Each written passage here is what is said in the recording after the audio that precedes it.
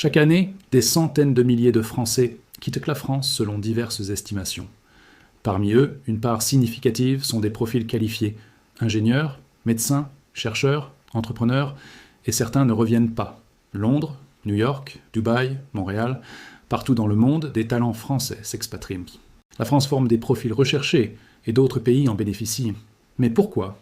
Pourquoi certains de ceux qui ont réussi leurs études en France décident-ils de poursuivre leur carrière ailleurs ? Les réponses vont au-delà des simples questions de salaire, et elles soulèvent des questions importantes. Salut à tous et bienvenue sur la chaîne. Si vous êtes nouveau ici, on analyse les grandes tendances économiques et sociales avec des faits, sans tabou, mais sans populisme. On regarde la réalité en face. Abonnez-vous maintenant, likez cette vidéo, et restez jusqu'à la fin parce que ce sujet concerne l'avenir de la France. Aujourd'hui, nous sommes en février 2026. Et le débat sur l'expatriation des talents français revient fortement dans l'actualité économique et sociale.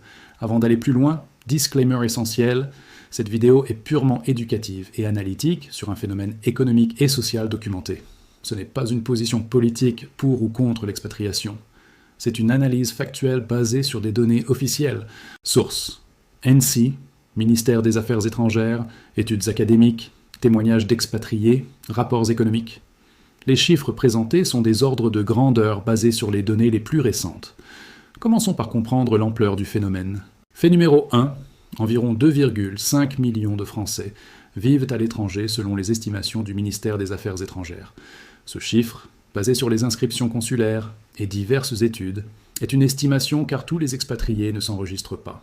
Ce chiffre estimatif a augmenté significativement ces dernières décennies. Et selon les données disponibles, il continue de progresser. Mais ce qui attire l'attention dans les études, ce n'est pas seulement le nombre, c'est le profil de certains de ceux qui partent. Selon les études disponibles, les expatriés français tendent à être souvent plus diplômés que la moyenne nationale. Les études indiquent une proportion plus élevée de diplômés Bac+5, plutôt jeunes, âge moyen généralement autour de 34 ans selon les données, proportionnellement plus nombreux à créer des entreprises à l'étranger, représentés dans des secteurs à forte valeur ajoutée, tech, finance, recherche, médecine. Ces tendances, observées dans plusieurs études, suggèrent une expatriation sélective touchant des profils qualifiés. Ces tendances soulèvent des questions sur ce qu'on appelle parfois la fuite des cerveaux, ou brain drain en anglais. Lorsqu'un pays investit dans l'éducation de profils qualifiés qui ensuite exercent leur activité ailleurs, cela peut poser des questions économiques et sociales. Maintenant, explorons les vraies raisons du départ. Et ce ne sont pas celles que vous croyez. Raison numéro 1, la fiscalité, mais pas seulement pour l'argent. Oui, les impôts français sont élevés, environ 46% de prélèvements obligatoires, parmi les plus hauts d'Europe. Mais ce n'est pas juste une question de taux, c'est la complexité et l'imprévisibilité. Les expatriés interrogés ne disent pas « je veux payer moins d'impôts ». Ils disent « je ne comprends pas le système, il change tout le temps, et je n'ai pas l'impression de recevoir en échange des services à la hauteur ». Un entrepreneur témoigne. En France, je passais plus de temps avec mon comptable qu'avec mes clients. À Dubaï, je fais ma déclaration en 10 minutes. Ce n'est pas l'impôt en soi, c'est la lourdeur administrative qui l'accompagne. Raison numéro 2, les opportunités de carrière limitées.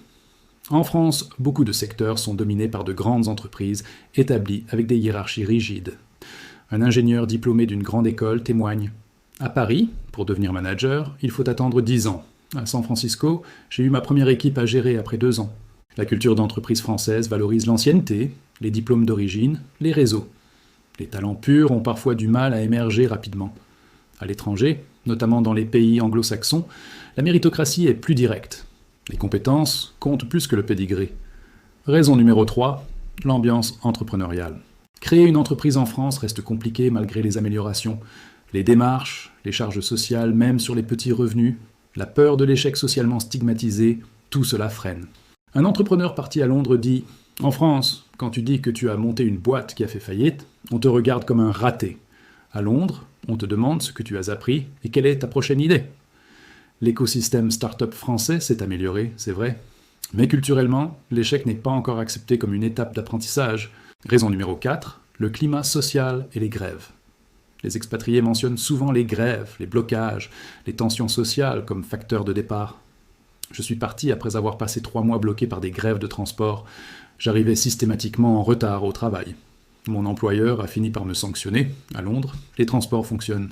Ce n'est pas un jugement sur le droit de grève. c'est un constat pragmatique. Les perturbations récurrentes impactent la vie quotidienne et professionnelle. Raison numéro 5, la pression fiscale sur le patrimoine. Pour ceux qui réussissent, l'ISF, même supprimé, l'IFI, les droits de succession élevés, tout cela crée une impression que la réussite est pénalisée. Un médecin parti en Suisse. J'ai travaillé dur pendant 30 ans, économisé pour mes enfants. Découvrir que 45% partira en droit de succession m'a découragé. En Suisse, mes enfants garderont le fruit de mon travail. Encore une fois, ce n'est pas juste une question d'argent, c'est une question de principe. Ai-je le droit de transmettre ce que j'ai créé?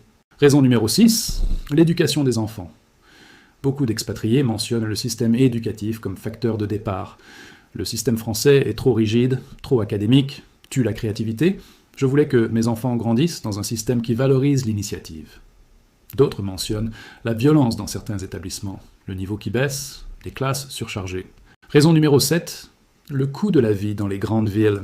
Paris, Lyon, Bordeaux, se loger coûte de plus en plus cher. Acheter un appartement devient inaccessible pour beaucoup de jeunes actifs, même bien payés.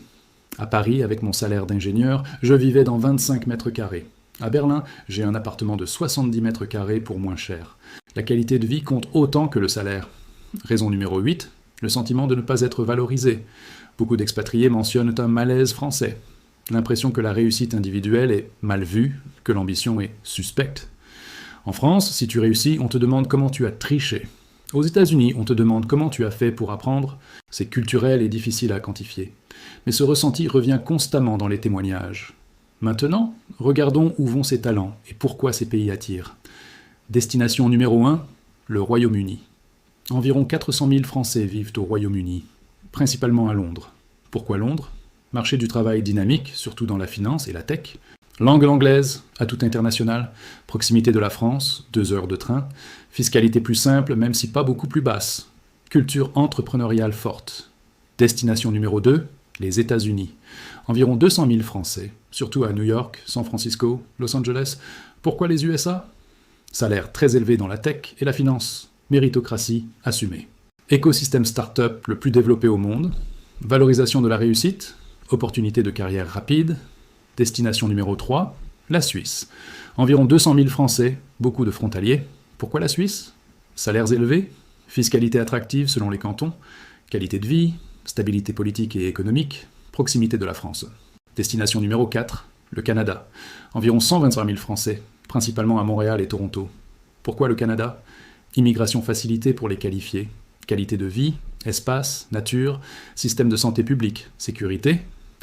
Destination numéro 5, Dubaï et pays du Golfe, environ 50 000 Français. Pourquoi Dubaï? 0 impôt sur le revenu. Opportunités business, salaires élevés, infrastructures modernes, sécurité. Maintenant, la question cruciale, ces départs sont-ils un problème pour la France? Les arguments? Oui, c'est un problème. 1. Perte d'investissement public. La France dépense des milliers d'euros pour former un ingénieur ou un médecin. Si cette personne part travailler ailleurs, l'investissement est perdu. 2. Perte de recettes fiscales. Les hauts salaires partent, donc les hauts revenus fiscaux aussi. Cela aggrave le déséquilibre budgétaire. 3. Perte de dynamisme économique. Les entrepreneurs qui créent des emplois partent. Les chercheurs qui innovent partent. Cela freine la croissance. 4. Effet domino. Plus les talents partent, plus ceux qui restent se demandent s'ils devraient partir aussi. La fuite s'auto-alimente. Les arguments, non, ce n'était pas grave. 1. Expatriation temporaire enrichissante. Beaucoup reviennent après quelques années avec expérience internationale, réseau, capitaux. Ils contribuent alors plus qu'avant. 2. Diaspora française influente. 2,5 millions de Français à l'étranger créent des liens économiques, culturels, commerciaux bénéfiques à la France. 3. Ouverture nécessaire. Dans un monde globalisé, il est normal que les talents circulent. La France aussi attire des talents étrangers. 4. Signal positif. Que des Français soient recherchés mondialement prouve la qualité de la formation française. Mon analyse, c'est un problème si le solde est négatif. Si plus de talents qualifiés partent que n'arrivent, c'est préoccupant. Et actuellement, le solde semble négatif pour les très hauts qualifiés. La France attire des étudiants étrangers, des travailleurs peu qualifiés, mais perd ses ingénieurs, médecins, chercheurs, entrepreneurs. Maintenant, que fait la France pour retenir ou attirer les talents? Mesure numéro 1, réforme fiscale des impatriés. La France offre des avantages fiscaux aux étrangers qualifiés qui viennent travailler en France, mais pas aux Français qui reviennent. Paradoxal. Mesure numéro 2, French Tech, écosystème start-up encouragé avec financement. Station F, label. C'est positif, mais insuffisant face à la concurrence mondiale. Mesure numéro 3, simplification administrative. Des efforts ont été faits, mais la France reste complexe administrativement. Le problème, ces mesures sont insuffisantes face aux forces qui poussent au départ. Ce qu'il faudrait, selon les économistes et les expatriés, 1. Simplification fiscale radicale. Pas forcément baisser les taux, mais rendre le système compréhensible et stable. 2. Valoriser la réussite culturellement. Changer le discours. La réussite individuelle n'est pas un vol, c'est une contribution. 3. Flexibiliser le marché du travail. Faciliter l'embauche et le licenciement pour que les entreprises osent recruter. 4. Investir dans les infrastructures. Transport qui fonctionne, logement abordable, services publics efficaces. 5. Accepter l'échec entrepreneurial. Faciliter les secondes chances, ne pas stigmatiser les faillites. Le verdict final, pourquoi les Français partent vraiment? Ce n'est pas une seule raison, c'est un faisceau de facteurs. Pour certains, c'est principalement fiscal. Pour d'autres, c'est les opportunités. Et pour d'autres encore, c'est culturel. Mais un thème revient dans les témoignages d'expatriés. Certains estiment que la France valorise davantage la stabilité et les parcours établis que la prise de risque et l'innovation entrepreneuriale. Selon ces témoignages, la culture française apprécie les grandes institutions, les entreprises établies, la sécurité de l'emploi. En parallèle, certains expatriés ressentent une forme de prudence culturelle vis-à-vis de l'entrepreneuriat, du risque, du changement rapide. Dans un monde économique qui évolue rapidement, cette orientation vers la stabilité peut être perçue par certains comme un frein aux opportunités. Les témoignages d'expatriés ne suggèrent généralement pas un manque d'attachement à la France. Beaucoup mentionnent au contraire que la décision d'expatriation a été difficile émotionnellement. Mais selon ces témoignages, certains ont ressenti que d'autres environnements correspondaient mieux à leurs aspirations professionnelles ou entrepreneuriales à un moment donné de leur parcours. N'oubliez pas, cette vidéo est purement éducative basée sur des données publiques et témoignages. Ce n'est pas un jugement moral, mais une analyse factuelle. Si cette analyse vous a interpellé, likez cette vidéo et abonnez-vous pour plus d'analyses sur les grandes tendances économiques. Laissez un commentaire. Êtes-vous expatrié ou pensez-vous partir? Quelles sont vos raisons? Ou au contraire, pourquoi restez-vous? Partagez avec ceux qui s'interrogent sur ces questions. Merci d'avoir regardé jusqu'au bout. L'expatriation de talents qualifiés soulève des questions importantes pour la France. C'est aussi un indicateur de certains défis économiques et culturels à relever. L'avenir dira comment la France évoluera pour retenir et attirer les profils qualifiés dans un contexte de compétition mondiale pour les talents. Restez informés, analysez les faits et prenez les décisions qui ont du sens pour vous. À très bientôt pour une prochaine analyse. À bientôt.